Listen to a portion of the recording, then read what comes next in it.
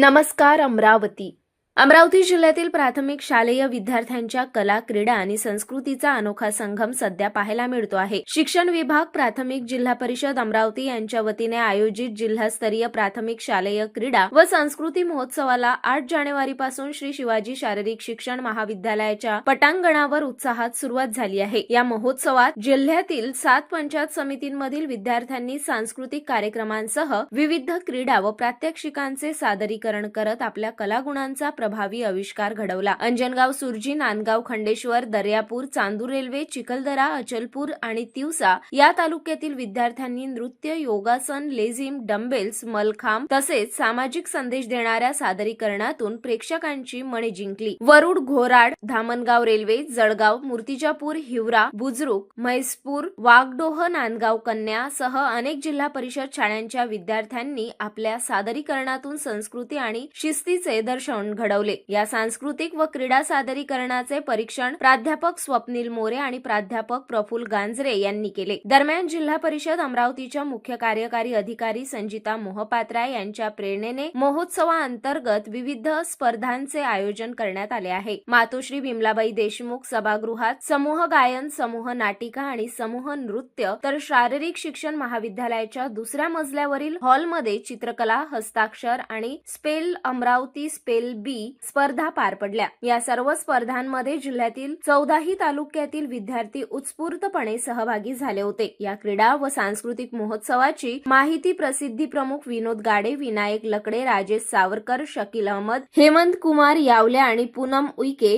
यांनी दिली आहे.